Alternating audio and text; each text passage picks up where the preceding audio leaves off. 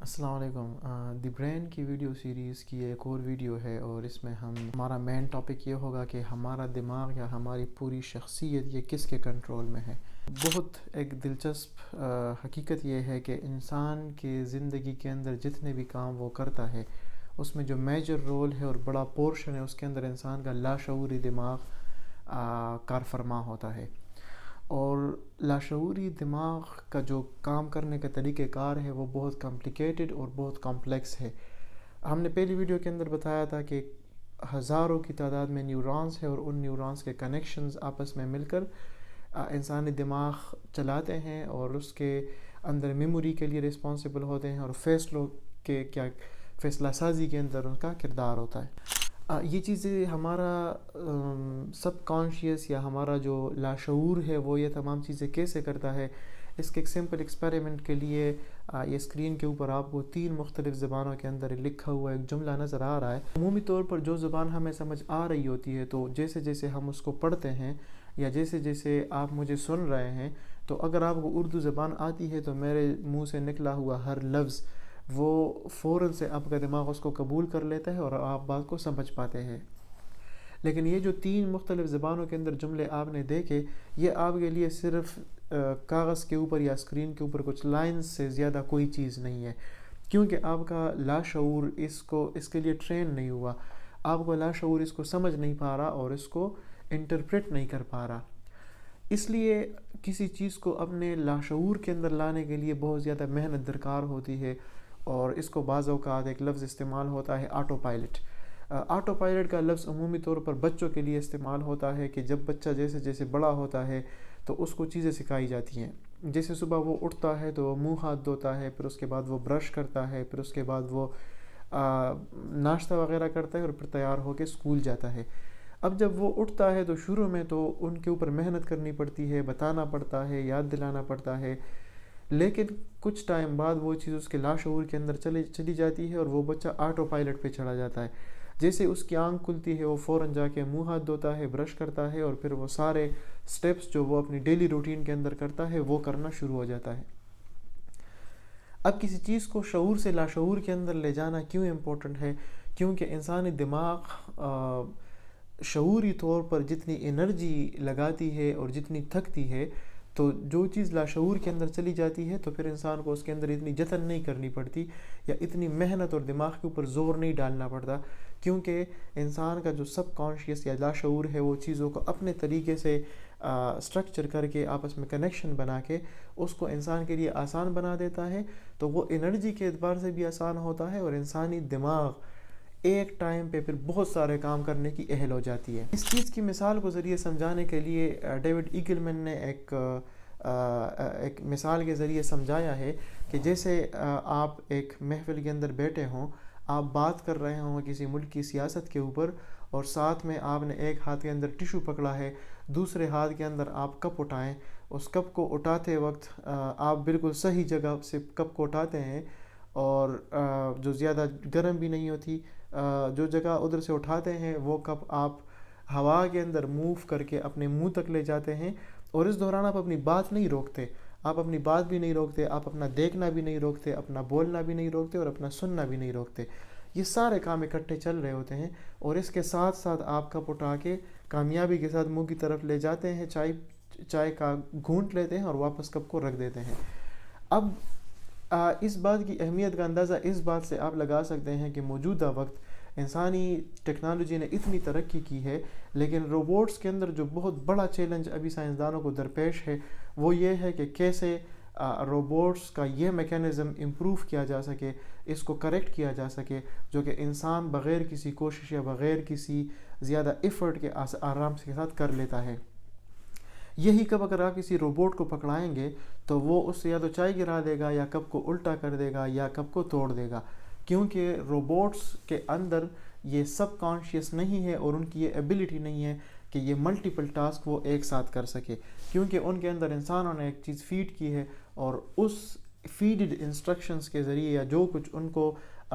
Computer science یا soft where کے ذریعے بتایا گیا ہے، تو وہ بڑا سلیکٹڈ ہے اور اسی کے مطابق وہ چلتا ہے۔ لیکن انسانی دماغ کی یہ ایبلٹی ہے کہ بہت کم توانائی کے ساتھ وہ اتنے بڑے سارے ٹاسک جیسے بولنا ہو گیا، دیکھنا ہو گیا، دماغ کا استعمال ہو گیا، کپ اٹھانا ہو گیا، چائے پینا ہو گیا،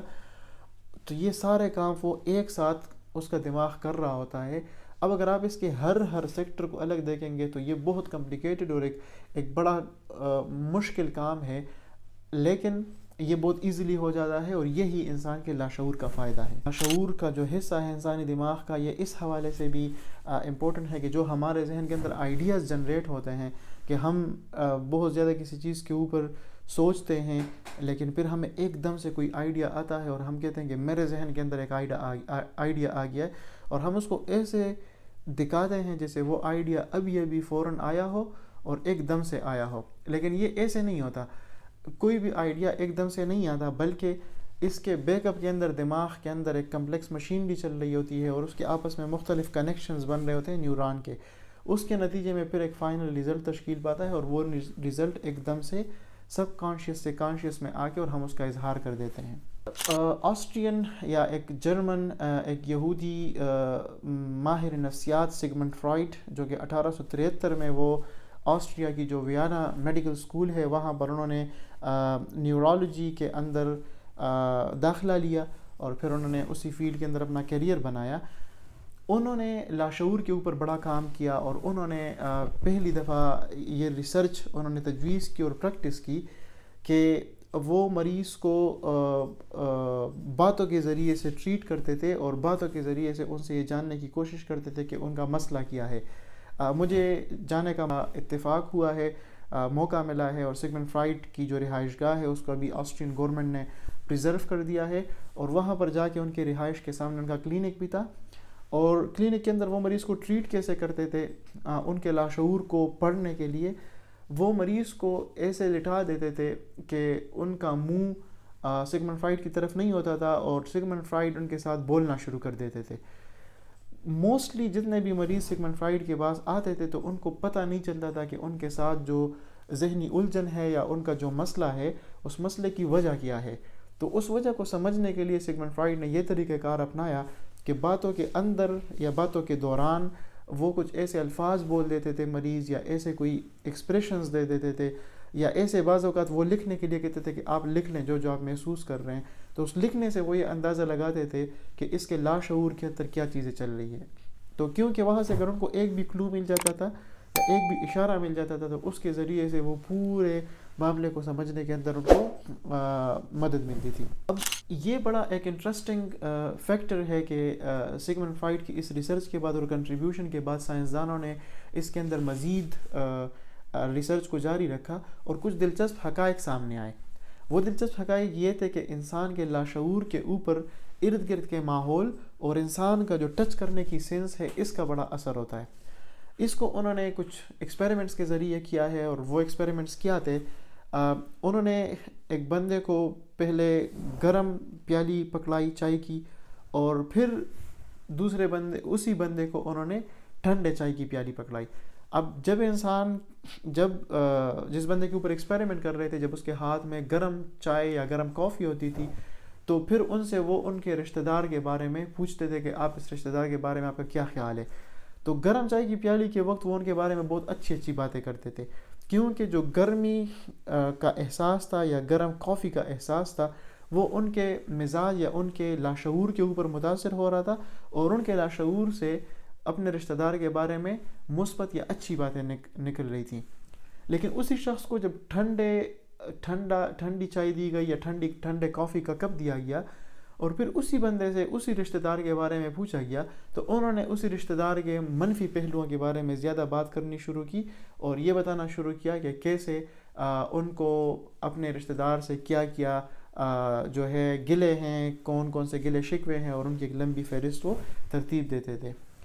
دوسری ایک چیز جو سائنسدانوں نے تجربہ کیا کہ جب ایک انسان ایک سخت کرسی کے اوپر بیٹھا ہوتا ہے، کوئی بزنس مین، تو اس وقت وہ سخت فیصلے کرتا ہے، اور اس وجہ سے اس کا کاروبار بڑا منافع بخش نہیں ہوتا۔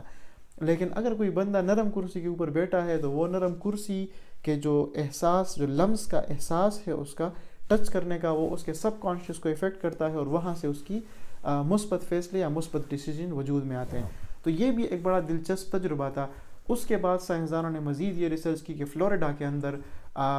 جو لوگ جس پروفیشن کے ساتھ وابستہ تھے، جن لوگوں کے نام کے اندر ایل آتا تھا، جیسے لورا اور لورین، اور تو اس قسم کے ناموں کے لوگ لا کے شعبے کے ساتھ وابستہ تھے۔ اب یہ لا کا شعبہ انہوں نے بچپن سے فیصلہ نہیں کیا تھا، لیکن سائنسدان یا ماہر نفسیات یہ بتاتے ہیں کہ ان کے ناموں کا ان کے سب کانشیس کے ساتھ لنک ہے، اور پھر ان کے شعبے کے انتخاب کے وقت، کیونکہ انسان جیسے جیسے بڑا ہوتا ہے تو ہزاروں شعبے ان کے سامنے ہوتے ہیں، اس میں کسی ایک شعبے کا انتخاب کے اندر بھی اس کے لاشعور کا کردار ہوتا ہے۔ ان تمام مثالوں سے یہ واضح ہوتا ہے کہ انسان کے جو بولنے کی یا کمیونیکیٹ کرنے کی ایبلٹی ہے، بات کرنے کی، سوچنے کی، انسان یہ تو سمجھتا ہے کہ وہ جتنے بھی کام کر رہا ہے وہ اپنے شعوری طریقے سے کر رہا ہے اور باقاعدہ سوچ سمجھ کے یہ چیزیں کر رہا ہے، لیکن اس میں بہت سارا کردار جو ہے وہ لاشعور کا ہوتا ہے، اور اس وقت لیکن انسان اس کو محسوس نہیں کر پاتا۔ اب لاشعور، بہت زیادہ لاشعور کے اوپر انحصار کرنے کے نقصانات کیا ہیں؟ سائنسدان یہ بتاتے ہیں کہ جیسے کوئی انسان اگر آٹو پائلٹ پہ چلا جائے، یا وہ تمام چیزیں لاشعور کے ذریعے سے کرنا شروع ہو جائے اور شعور کا کردار اس کے اندر کم ہو جائے، تو پھر بعض اوقات اس کو چیزیں بھولنی شروع ہو جاتی ہیں۔ جیسے اگر آپ کے روٹین کے اندر ہے کہ آپ سونے سے پہلے جا کے دروازہ لاک کرتے ہیں، تو کبھی کبھار ایسا ہوتا ہے کہ آپ جب جاتے ہیں بیڈ پہ تو آپ یہ بھول جاتے ہیں کہ آیا آپ نے دروازہ لاک کیا یا نہیں کیا۔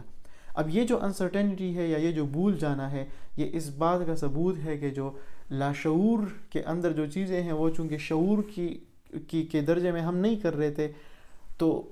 بعض اوقات لاشعور کی چیزیں کچھ ہمیں، جب ہم اس کو شعور کے لیول پر دیکھنے کی کوشش کرتے ہیں تو ہم اس کے اندر کنفیوز ہو جاتے ہیں، اور ہمارا دماغ اس کو پڑھ نہیں پاتا کہ میں نے اگر گاڑی کا دروازہ بند کیا ہے یا نہیں کیا، یا میں نے لائٹ آف کی ہے باہر کی یا نہیں کی، یا میں نے دروازہ لاک کیا تھا یا نہیں کیا تھا۔ یہ ساری چیزیں ایسی ہیں کہ اس کے وقت شعور جو ہے وہ لاشعور کو سمجھنے کی کوشش کرتا ہے، اور اس کے نتیجے میں چیزیں مبہم ہو جاتی ہے۔ اب انسان کا اب اس سے یہ ظاہر ہوتا ہے کہ انسان کا سارا کچھ اگر لاشعور کر رہا ہے تو انسان کے شعور یا کانشیس کا اس کے اندر کیا کردار ہے۔ دلچسپ بات یہ ہے کہ انسان کے فیصلوں کے اندر شعور کا بڑا رول ہوتا ہے۔ جیسے مثال کے طور پر ہم جاتے ہیں کسی دکان پہ اور ہمارا دل کرتا ہے آئس کریم لینے کو،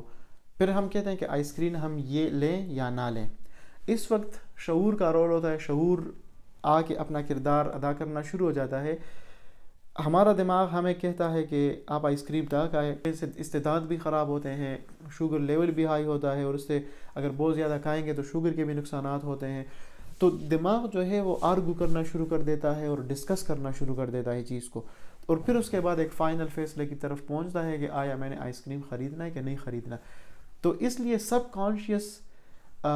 اس طرح کی فیصلہ سازی کے اندر انوالو تو نہیں ہوتا، لیکن سب کانشیس آٹو پائلٹ یا چیزوں کو خودکار طریقے سے کرنے کے اندر بڑے دلچسپ طریقے سے اپنا کردار ادا کرتا ہے۔ اب اس سب سٹوری سے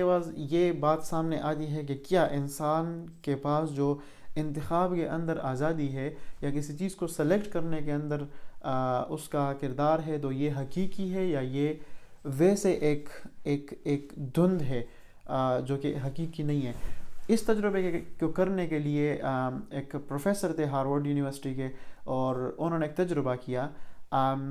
وہ تجربہ یہ تھا کہ انہوں نے باہر سے کچھ لوگوں کو بلایا، ان کو کمپیوٹر اسکرین کے سامنے بٹھایا اور ان کو کہا کہ آپ کے سامنے 3 لائٹس آن ہوں گی، جس طرح ٹریفک کی 3 لائٹس ہوتی ہیں۔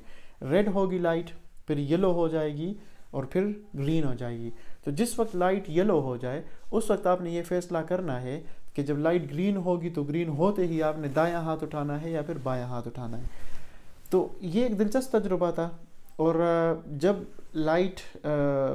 یلو ہو جاتی تھی تو وہ اپنے ذہن کے اندر فیصلہ کرتے تھے، اور جیسے گرین ہوتی تھی تو کوئی ایک ہاتھ وہ اٹھا لیتے تھے۔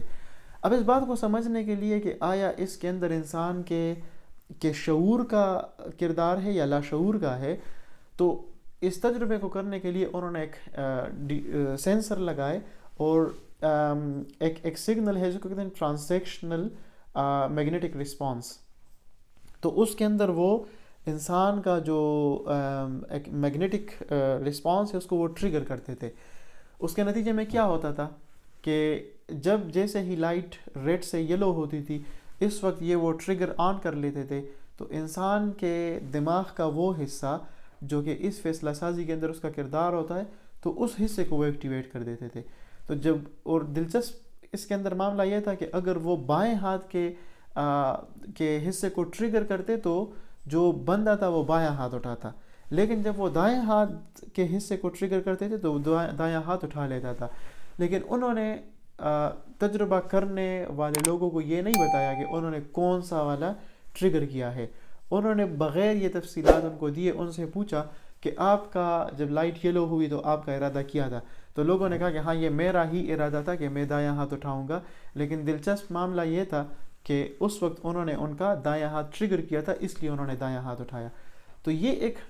بڑا انٹرسٹنگ تجربہ تھا کہ لوگ یہ سمجھ رہے تھے جن کے اوپر ایکسپیریمنٹ ہو رہا تھا کہ دایاں ہاتھ یا بایاں ہاتھ اٹھانے کے اندر پورا کردار ان کا ہے, لیکن جو سائنسدان تھے جو ایکسپیریمنٹ کر رہے تھے ان کو پوری سٹوری پتہ تھی کہ اس کے اندر ان کا کوئی کردار نہیں ہے, بلکہ یہ جس حصے کو انہوں نے ٹریگر کیا تو اسی حصے کو انہوں نے اٹھایا.